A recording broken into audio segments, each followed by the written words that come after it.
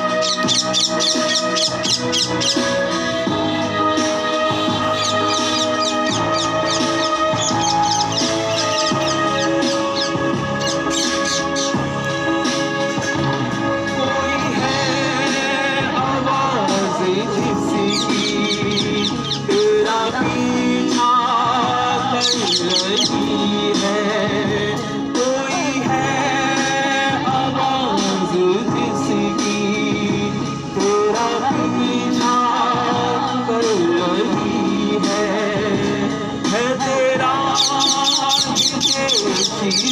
से तेरी आत्मा डर रही है तेरा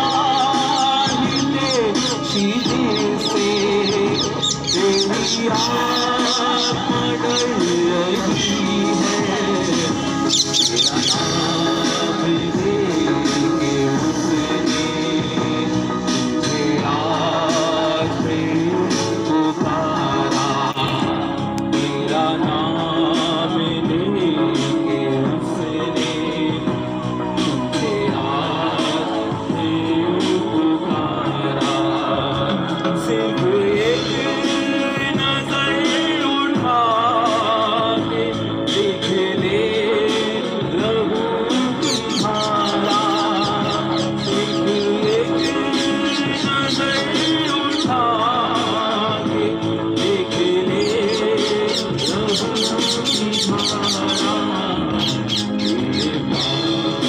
भूल सकेंगे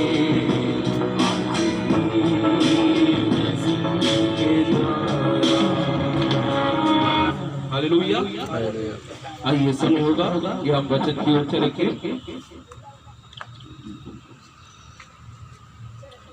हालेलुया। एक बार जोर से बोले हालेलुया, हालेलुया, हालेलुया। हालेलुया। कितने लोग विश्वास करते हैं कि प्रभु हमारे बीच में है? हालेलुया। वो प्रभु जो है वो नित्य हमारे साथ रहता है और जब भी पवित्र शास्त्र खोला जाता है तो प्रभु अन्य अन्य तरीके से अपने लोगों से बातचीत करता है। उसका ढंग, उसका तरीका, जब भी वो अपने लोगों से बातचीत करता है वो भिन्न भिन्न होता है। और जैसे कि आप सभी जानते हैं कि लैंड्स डे चल रहे हैं, उपवास के दिन चल रहे हैं, तो मैं आज उसी पर हम कुछ देर मनन करेंगे उपवास के दिनों के विषय में। और आज हम एक ऐसे नबी पर मनन करेंगे जिसका नाम है नेहमिया। क्या नाम है? नेहमिया। नेहमिया के विषय में बाइबल इस प्रकार से कहती है, नेहमिया जो है परमेश्वर का चुनिंदा बंदा है। नेहमिया को परमेश्वर ने अपनी सामर्थ से भरा है और नेहमिया परमेश्वर के कलाम का सुसमाचार फैलाता है। आज नेहमिया के जीवन का उपवास देखेंगे। आप सभी ने इन उपवासों के दिन जो है दाऊद के उपवास को देखा होगा। इन दौरान आपने जो है अलग अलग लोगों के मुख से जो है उपवास के प्रचार को होता हुआ सुना होगा। लेकिन आज जो वचन हमें मिला है वो है नेहमिया का उपवास। किसका उपवास? नेहमिया का। आज मैं आपको नेहमिया के उपवास के बारे में बता रहा हूं और परमेश्वर का वचन इस प्रकार से कहता है। नेहमिया की पुस्तक उसका पहला अध्याय और उसके तीसरे पद से जब हम यहाँ पर पढ़ते हैं तो पवित्र शास्त्र में इस प्रकार से बाइबल कहती है, उन्होंने मुझसे कहा, जो बचे हुए लोग बंधुआई से छूटकर उस प्रांत में रहते हैं वे बड़ी दुर्दशा में पड़े हैं और उनकी निंदा होती है, क्योंकि यरूशलेम की शहरपनाह टूटी हुई और उसके फाटक जले हुए हैं।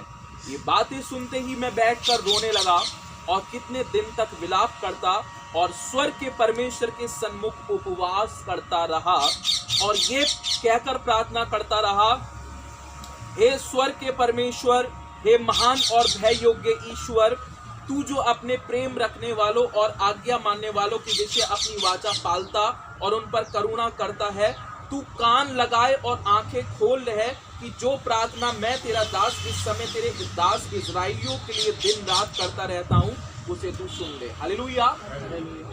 नेहमिया के विषय में आपको बता रहा हूँ, एक समय ऐसा आया, परमेश्वर की जो नगरी थी यरूशलेम, उसकी शहरपनाह टूट गई, बिखर गया। क्यों बिखर गया? क्योंकि यरूशलेम जो था, यरूशलेम के जो निवासी थे वो परमेश्वर की दृष्टि में गलत गलत काम करने लगे थे, पाप करने लगे थे।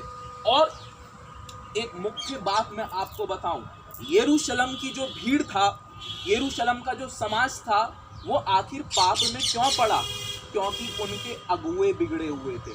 पहली बात, कौन बिगड़े हुए थे? अगुए, जो उनके प्रचारक हैं, जो उनको संदेश सुनाने वाले हैं, जो उनके चर्च चलाने वाले हैं, वो बिगड़ गए। लेकिन हर जगह समा एक जैसा नहीं होता। जहाँ अच्छे लोग भी हैं वहां पर बुरे भी लोग पाए जाते हैं। लेकिन नेहमिया को देखिए, नेहमिया परमेश्वर की सामर्थ से भरा है। नेमिया परमेश्वर का भविष्यवक्ता है। नेमिया परमेश्वर की रहस्यमंद बातों को लोगों को बताता और सुनाता है। और जब नेमिया ने देखा कि परमेश्वर की प्रजा जो है उसकी शहरपना क्या हो गई, टूट गई, अरे युद्ध हारने लगे, हाथों के काम जो थे उनके असफल होने लगे, तब नेहमिया ने इस बात पर गौर किया कि आखिर क्या रीजन है, आखिर क्या कॉज है कि जिसके चलते ये जो यरूशलेम के लोग हैं ये परमेश्वर की आवाज को नहीं सुन पा रहे, बदकारियों में पड़े हैं, बुराइयों में जकड़े हुए हैं, जीवन इनका टूटा और बिखरा जा रहा है, आखिर क्या कारण है। नेहमिया परमेश्वर से प्रश्न करने लगा, अरे परमेश्वर तू मुझको बता, क्या कारण है कि तेरी शहरपना टूट गई, तेरी बनी बनाई शहरपना का टूटने का क्या कारण है, क्या रीजन है। तब मालूम है परमेश्वर ने उससे क्या बोला, नेहमिया से, मेरे दास मेरे अगुए बिगड़ गए। कौन बिगड़ गए? दास अगुए, लीडर। मालूम है पास्टर, हम पास्टर बोलते हैं, इतना पास्टर, यहाँ पास्टर वहां पास्टर। पास्टर का मतलब होता है चरवाहा। पास्टर का मतलब क्या होता है? चरवाहा। यरूशलेम में जो हालत थी जिसके चलते पूरा यरूशलेम जो था उस पर भारी श्राप आ गया था। परमेश्वर का वचन इस प्रकार से कहता है, परमेश्वर का श्राप लोगों पर पड़ने लगा। आखिर क्या कारण है, कब हमारे जीवन पर श्राप आता है? नंबर 1, सारा जो जिम्मेदारी यहाँ पर थी वो पास्टर्स की थी कि यरूशलेम के लोगों की अगुवाई करें। हालेलुया। लेकिन जब परमेश्वर में आत्मा में नेहमिया प्रार्थना कर रहा है, परमेश्वर तू बता, इस जगह पर मैं रह रहा हूं, इस समाज में, इस मंडली में रह रहा हूं, लेकिन ये लोग आशीषित क्यों नहीं हो पा रहे, ये लोग चंगे क्यों नहीं हो पा रहे, क्यों इनका पैसा जो है बीमारियों में जा रहा है, क्यों इनके जीवन में ये रात रात सो नहीं पाते, इनको नींदें नहीं आती, इनके पास पैसा है, इनके पास सब कुछ है, फिर भी इनके अंदर बेचैनी रहती है, आखिर क्या कारण है। तब परमेश्वर नेहमिया को उत्तर देने लगा। हालेलुया। और उत्तर देते देते बताने लगा, नंबर 1, नेहमिया जो इजराइल के दास हैं वो बिगड़ गए। कौन बिगड़ा है यहाँ पर? कौन बिगड़ा है? इजराइल के दास। दास यानी कि अगुए, पास्टर्स बिगड़ गए। परमेश्वर में जब नेहमिया ने परमेश्वर की आवाज सुनी, क्या परमेश्वर? परमेश्वर ने कहा, हाँ नेहमिया, मेरे दास जो अगुवाएं हैं, जिनको मैंने अपनी प्रजा चलाने के लिए दिया कि ये मेरी प्रजा की अगुवाई करेंगे, वो ही बिगड़ गए। तो एक अंधा अगर भीड़ को लेकर चलेगा तो सब के सब कहां पर गिरेंगे? गड्ढे में। हालेलुया। यहाँ पर मैं स्पेशल बात बता रहा हूँ, हर जगह आपने सुना होगा कि प्रजा बिगड़ी, दाऊद बिगड़ा, समसून बिगड़ा, ये बिगड़ा, लेकिन यहाँ पर जो बाइबल वर्णन कर रही है वो कर रही है कि कौन बिगड़े? दास बिगड़ गए। परमेश्वर में नेहमिया कहने लगा, परमेश्वर तू मुझे बता मैं क्या करूं।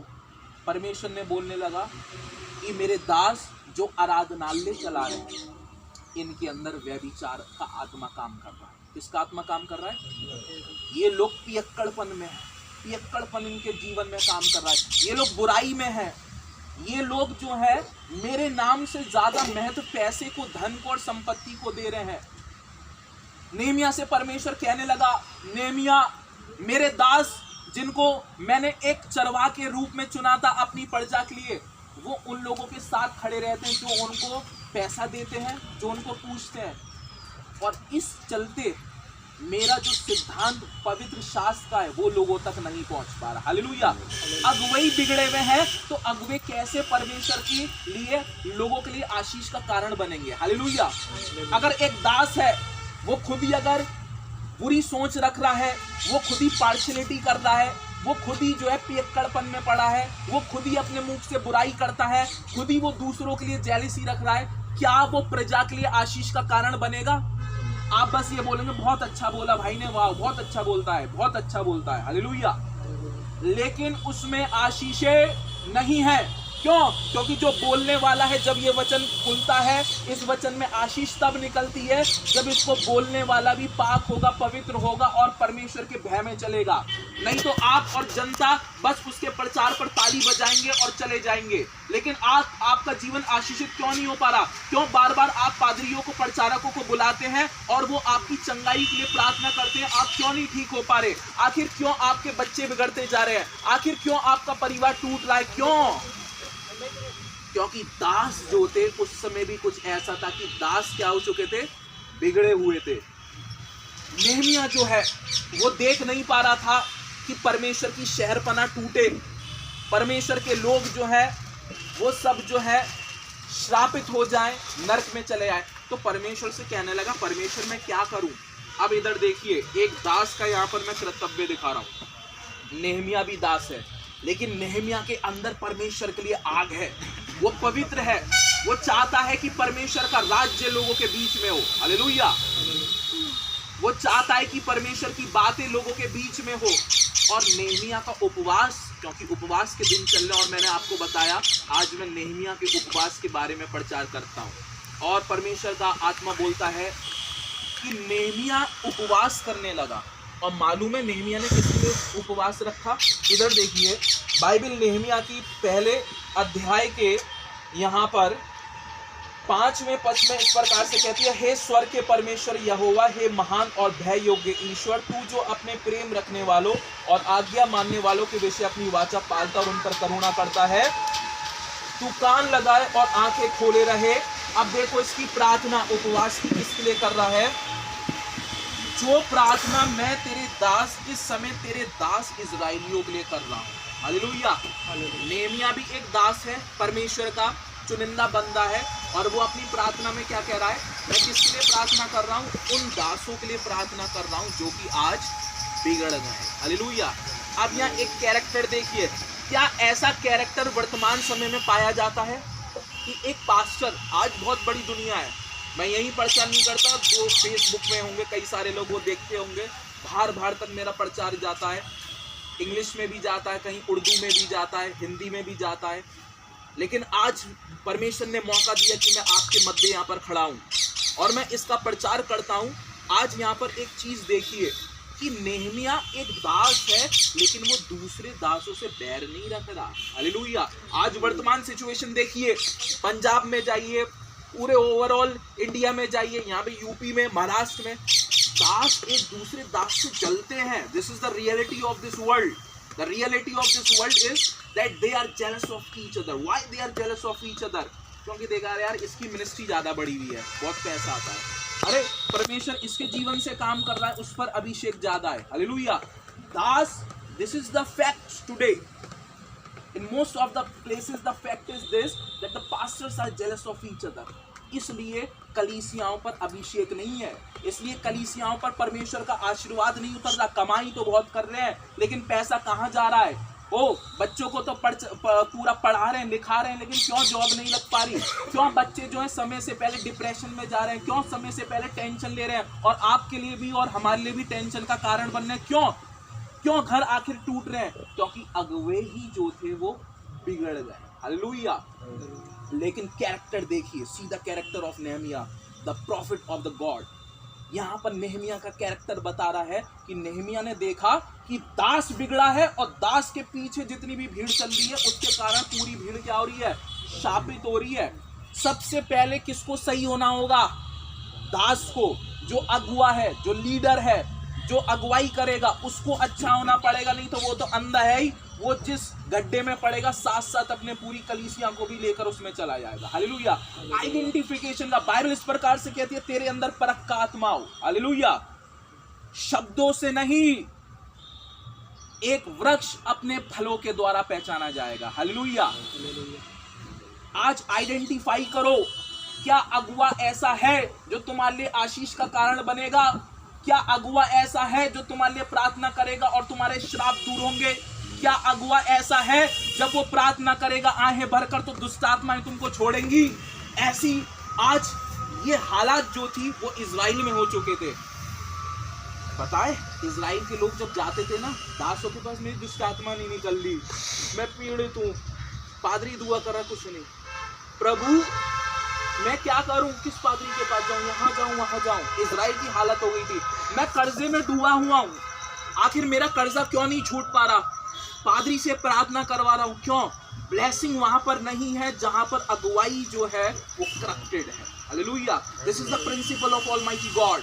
ये परमेश्वर का सिद्धांत है जिस सोत्र से परमेश्वर का वचन निकल रहा है वो आशीषमंद सोता होना चाहिए। हालेलुया। हालेलुया।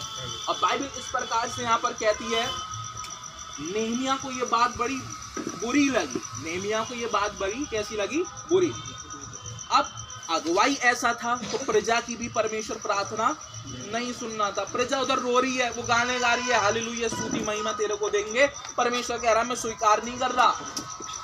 तुम्हें बताने वाले, तुम्हें सिखाने वाले जो थे वो खुद करप्टेड हैं और उसके चलते तुम पर आशीषें तो आई नहीं रही। तुम दुआ तो कर रहे हो, तो अन्य अन्य आराधनालयों में बैठ रहे हो, लेकिन आशीष तो फलवंत हो ही नहीं रही। मसीह समाज जो है वो आनंद का समाज है। बाइबल इस प्रकार से कहती है कि परमेश्वर में आनंद दिखाई देता है, लेकिन आज मसीह लोगों के चेहरे क्यों आखिर मूर्छित है? क्यों बच्चे रात रात रोते हैं? क्यों परेशान है जॉब के लिए इधर उधर? क्यों उनके रिश्ते नहीं बन पा रहे? क्यों परिवारों में इतनी तकलीफ है? एक बीमारी से छुटकारा नहीं मिला, दूसरी बीमारी हाई करने आ जाती है। क्यों इतनी दिक्कतें हैं?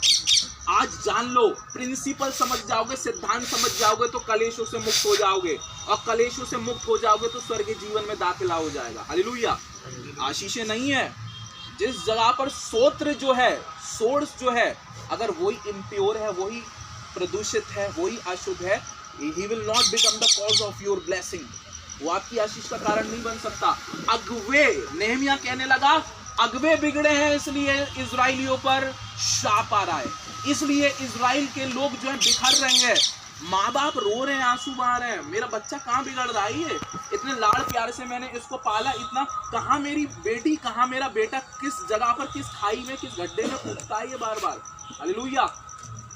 क्यों इतनी परेशानी थी? रिश्तों को लेकर माँ बाप क्यों परेशान है? हालेलुया। ब्लेसिंग नहीं थी। ब्लेसिंग वहां पर है जहां पर सोत्र जो है, सोर्स जो उसको बोल रहा है वो भी परमेश्वर के भय में होगा। हालेलुया। लेकिन नहमिया का दिल देखिए, सच्चा दास है। कैसा दास है? और सच्चे लोग जो है परमेश्वर को पसंद आते हैं। हालेलुया। वो लिखा है वो झूठा नहीं किंतु सच्चा ईश्वर है।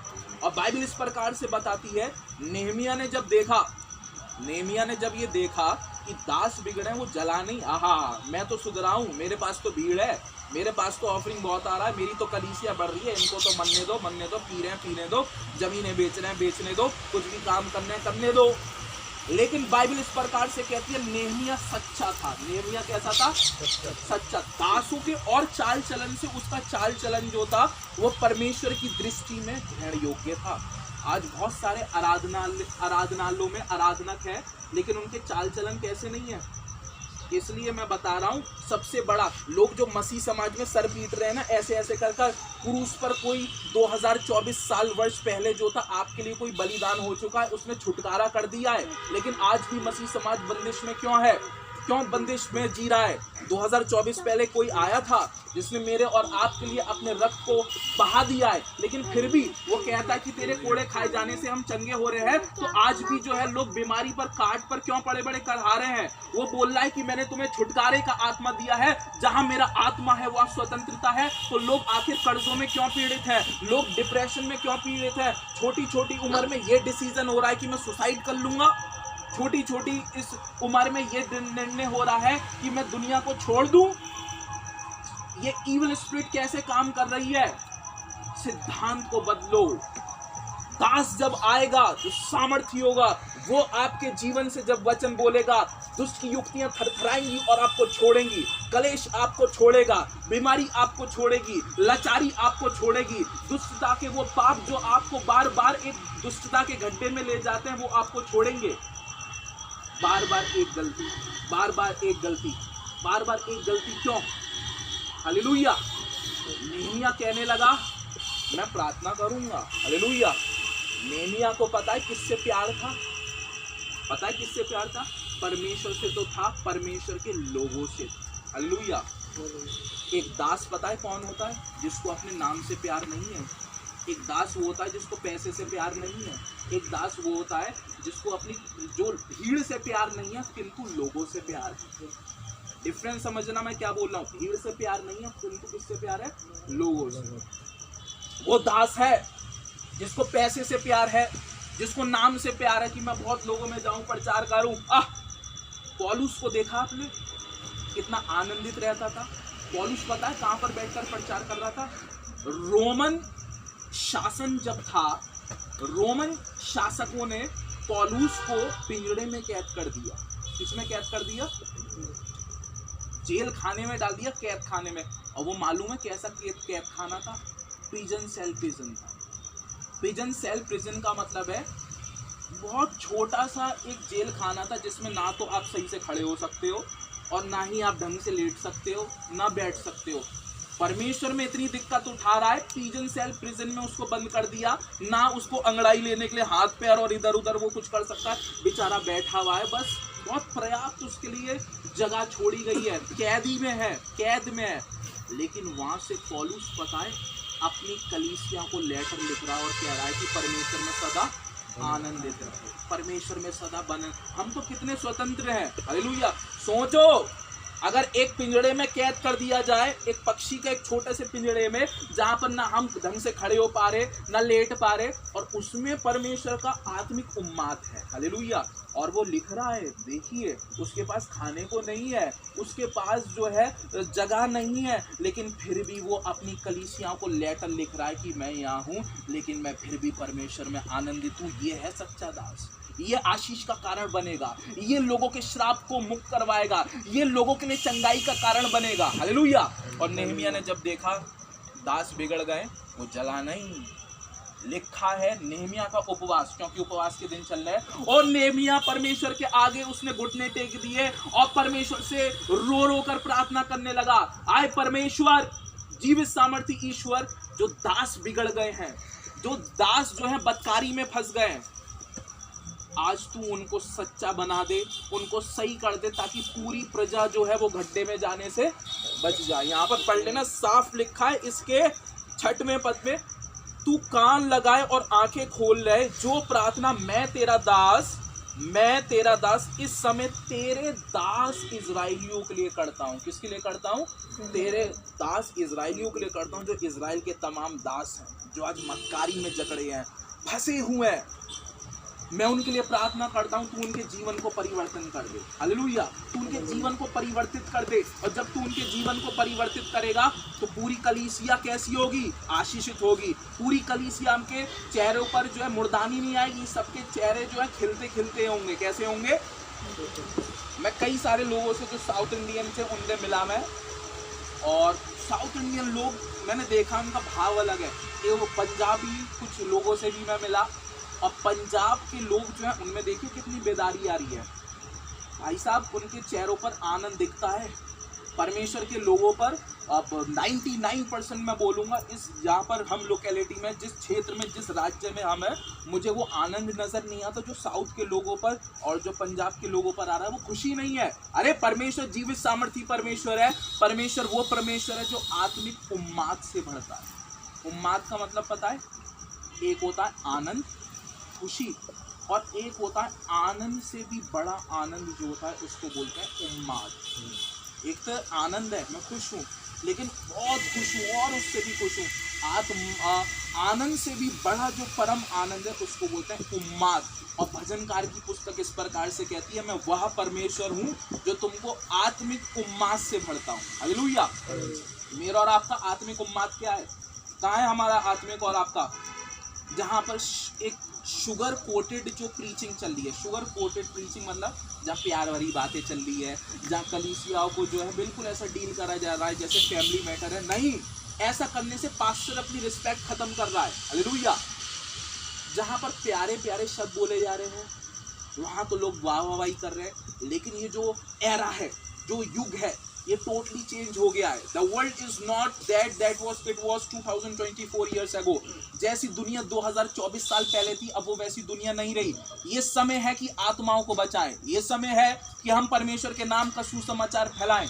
क्या आपने नहीं पढ़ा बाइबल में इस प्रकार से लिखा गया, मत्ती की पुस्तक उसके लास्ट अध्याय में, कि जब यीशु मसीह स्वर्ग में उठाने वाला था तो उसने अपने चेलों से क्या बोला? जाओ। क्या? मुझे तो ऐसा लगा नहीं कि उसने बोला, मुझे तो ऐसा लगा उसने आज्ञा दी। क्या दी? वो ऐसे नहीं, बेटा जा जा। उसने कुछ फोर्सफुली बोला, कुछ जो स्टेटमेंट उसने बोली वो कुछ फोर्स कर रही है। क्या वो आपको फोर्स नहीं कर रही?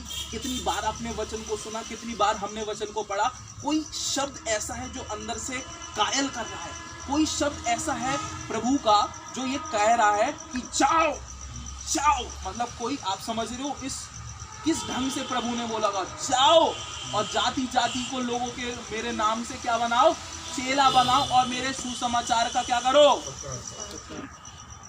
The duty of proclaiming the word of the God is not in the hand of pastor only.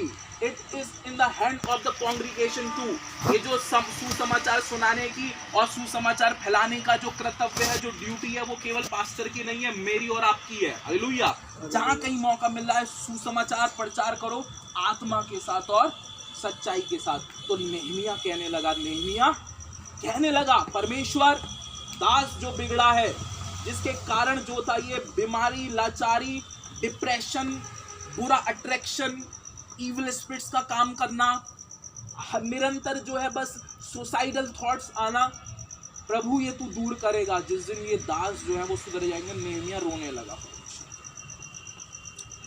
रोने लगा, प्रभु इनके जीवन को परिवर्तन कर दे। हालेलुया। इनके जीवन को, इनकी जिंदगानी को परिवर्तित कर दे, क्योंकि जिस दिन ये परिवर्तित हो जाएंगे उस दिन आशीषें लोगों पर आना चालू होने लगेगी। उस समय डिप्रेशन नहीं होगा, उस समय आनंद होगा, उस समय जो है जीवन को खत्म करने की उम्मीद तो खत्म हो जाएगी, लेकिन और जीने की आशा आ जाएगी। उस समय जो है कर्जों से, कष्टों से मुक्ति हो जाएगी। हालेलुया।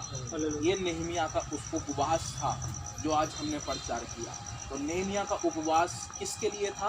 परमेश्वर के दासों के लिए, ताकि इज़राइल की शहरपनाह जो टूट गई है, इज़राइल की शहरपनाह जो बिखर गई है, लोग जो बदकारी में जाते अपने जीवन का सर्वनाश कर लेते, वचन कहता है अपने उद्धार का सर्वनाश मत करो। अपने क्रियाओं से, अपने कामों से तुमने अपने उद्धार का सर्वनाश कर लिया, क्योंकि यीशु मसीह उद्धार लेकर आया था। हालेलुया। लेकिन अपने निर्णयों के कारण, अपनी क्रियाओं के कारण तुमने परमेश्वर के उद्धार का सर्वनाश कर दिया। नेहमिया परमेश्वर से कहने लगा, परमेश्वर तेरे उद्धार का सर्वनाश ना हो, तेरा उद्धार सदा अटल रहे। इसलिए दासों के लिए मैं प्रार्थना कर रहा हूं, इनको मन परिवर्तन की आशीष दे। आज उपवास में हमें दूसरों के लिए मन परिवर्तन के लिए प्रार्थना करनी है। ये नेहमिया सिखा रहा है। हालेलुया। नेहमिया क्या सिखा रहा है कि तेरा पड़ोसी अगर तुझसे बैर रख रहा है तो तू उसके लिए प्रार्थना कर। हालेलुया। नेहमिया ये सिखा रहा है कि जहां तू जॉब करता है और वहां पर लोग तेरी चुगली कर रहे हैं, तो नेहमिया सिखा रहा है उनके लिए तू उपवास रखकर प्रार्थना कर। नेहमिया सिखा रहा है कि जिस जगह पर तू आराधनालय में जा रहा है और लोगों में छुटकारा नहीं दिख रहा, तो तू नेहमिया सिखा रहा है कि प्रार्थना कर, परमेश्वर का अभिषेक उतरे। हालेलुया। नेहमिया सिखा रहा है कि अगर तेरे जीवन का पाप जो है बहुत बढ़ गया है, तो उसके लिए तू उपवास रखकर प्रार्थना कर। नेहमिया सिखा रहा है कि तेरा भाई अगर परमेश्वर के मार्गों से फिर चुका है और दीन दुनिया का रास्ता उसने पकड़ रखा है, तो नेहमिया सिखा रहा है उसके लिए उपवास रखकर प्रार्थना कर। ये है मसीह जिंदगी। तुम बच गए हो तो दूसरे को डूबता हुआ देखते हुए हंसो मत। हालेलुया।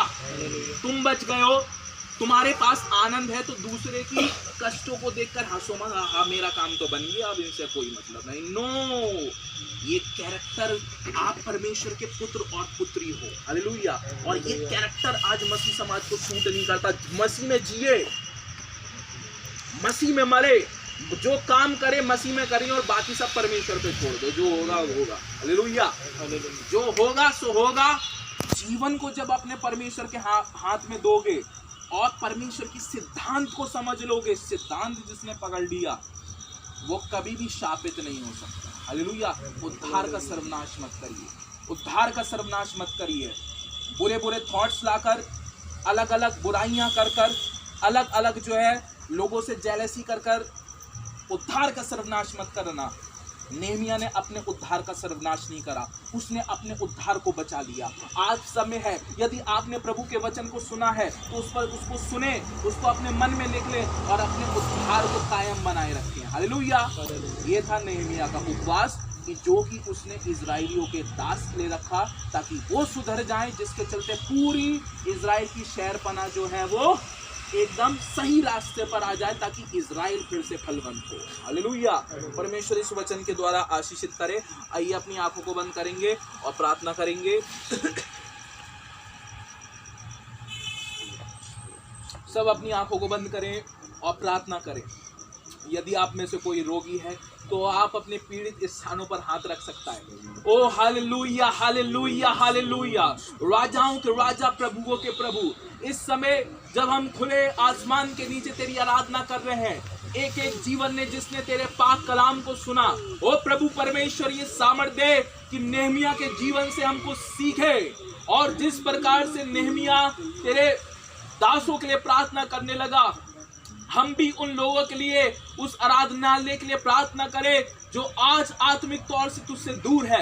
ओ सामर्थी परमेश्वर, यदि इस झुंड में कोई ऐसा बैठा है जो बीमार है, जिसके अंदर बुरे ख्यालात आते हैं, बुरे सपने आते हैं, उलझन होती है, अपने आप से उलझन होती है, अपने किसी सगे संबंधी से उलझन होती है, ओ प्रभु परमेश्वर, यदि कोई पाप में बार बार गिर रहा है, उसके हाथ को तू थाम प्रभु परमेश्वर। तेरा वचन इस प्रकार से कहता है, मैं आंसुओं की घाटी में तेरे हाथ को नहीं छोड़ूंगा, और मैं जीवन भर तेरे साथ साथ चलता रहूंगा।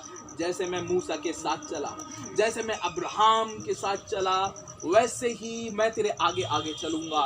तू वो परमेश्वर है, तू यहोवा एबीनेजर है, तू हम पर अपनी नजर को रखता है। प्रभु परमेश्वर, मैं दुआ करता हूँ एक एक जीवन पर अपनी नजर को रख प्रभु परमेश्वर। यदि कोई बीमार है, यदि कोई हताश है, यदि कोई कर्जों में है, यदि कोई बीमारी है, पुरानी बीमारी, यीशु मसीह के नाम से इनके शरीरों को छोड़ने पाए। ओ सामर्थी परमेश्वर, यदि कोई दुष्ट की युक्ति इनको तेरे से दूर करती है, तो प्रभु तेरे सामर्थी नाम के द्वारा हर एक दुष्ट की युक्ति इनको छोड़ने पाए, इनके जीवन में आनंद होने पाए, आत्मिक उम्मास से इनके जीवन को भर। सामर्थी परमेश्वर, मैं दुआ करता हूँ मिस्टर ललित अलेक्जेंडर अंकल के लिए प्रभु परमेश्वर, इनके परिवार के लिए, आंटी के लिए, जॉनी के लिए प्रभु परमेश्वर, इनको तू आशीषित कर, ये घराना तुझ में आशीषित होने पाए। जितने लोग ने आज उद्धार के इस अद्भुत संदेश को सुना है, एक एक जीवन को तू आशीषित कर प्रभु परमेश्वर। और मेरा विश्वास है कि तूने एक एक जीवन को आशीषित कर दिया है। तेरी करुणा, तेरी दया तेरे लोगों पर सदा होती रहे। हर बात में धन्यवाद करते हुए इस दुआ को यीशु मसीह के नाम में होकर मांग लेते हैं। सुनिए और ग्रहण कीजिए। आमीन।